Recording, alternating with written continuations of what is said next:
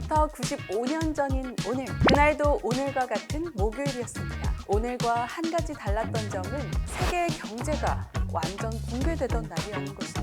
어쩌다가 이런 일이 있었던 걸까요? 요즘 주식시장이 그렇게 좋단 말이지? 아니 그렇다니까 주가가 200%나 넘게 올라가고 있어. 그래? 그럼 나도 시작해볼까? 망했다. 100만 원이 8만 원 됐어.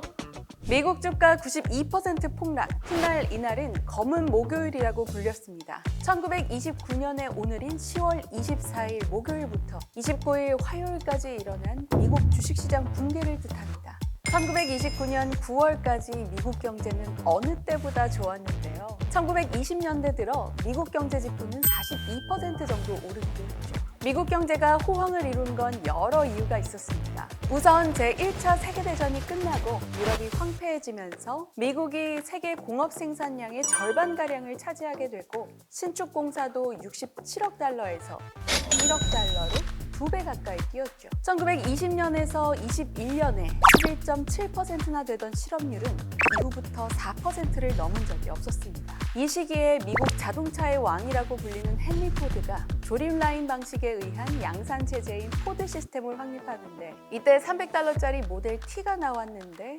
신용대출로 구매가 가능했어요. 그래서인지 20년대 말에 2,600만 대가 등록되기도 했죠. 당시 우리나라 인구가 2천만 명 정도였으니 엄청 팔렸다는 뜻이고 그만큼 경기가 좋았다는 뜻이기도 하죠. 1926년부터는 상업항공사가 승인됐습니다. 그래서 민간 항공산업도 시작됐죠. 이때는 또 금융혁신으로 투자 시에 신용대출이 가능해졌는데 투자자들은 투자금의 10에서 20%만 있으면 나머지 금액은 대출이 가능했습니다. 그래서 1922년부터 7년 동안 주가는 219%가 올라갔죠. 결국 1929년 8월에는 주식 액면가가 미국 내 전체 통화를 넘어서게 됩니다. 다시 말하면 거품이 낀 거죠. 문제는 이뿐만이 아니었습니다. 농가들의 수입이 21%나 떨어졌지만 에이커당 세금은 오히려 40%가량 올랐는데요. 같은 시기에 금융과 공업의 호황과는 비교되는 상황이었죠. 게다가 이때 임금이 거의 오르지 않았기 때문에 사람들의 구매력엔 한계가 있었는데요. 이는 공급 과잉으로 이뤄졌고 그 영향으로 인해 1929년 3월에 다우존스 지수가 떨어지고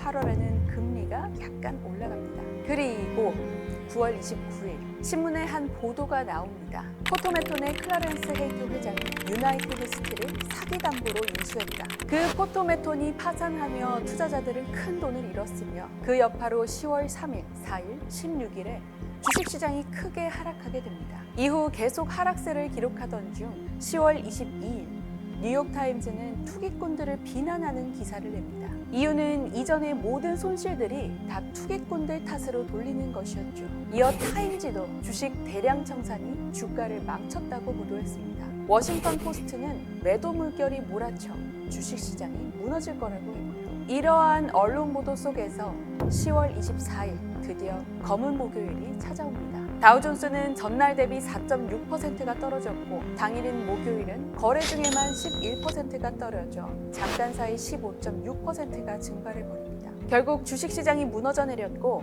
기업들은 막대한 부채와 생산량 감소에 부딪힙니다. 결국 1930년대 우리가 알고 있는 대공황으로 이어집니다.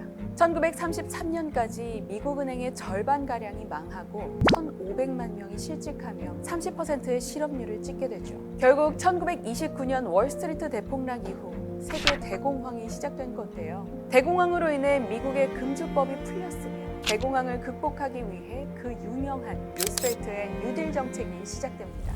지금도 가끔 들리는 이야기가 있죠. 또다시 대공황이 올지도 모른다. 그리고 경제가 어려워지니 뉴딜 정책을 하겠다. 이런 말도 종종 들리곤 합니다. 하지만 무엇보다 좋은 건 이런 대공황을 다시 겪지 않는 거겠죠? 지금 당신이 어쩌다 마주친 경제 이야기, 어쩌다 경제 전아림이었습니다.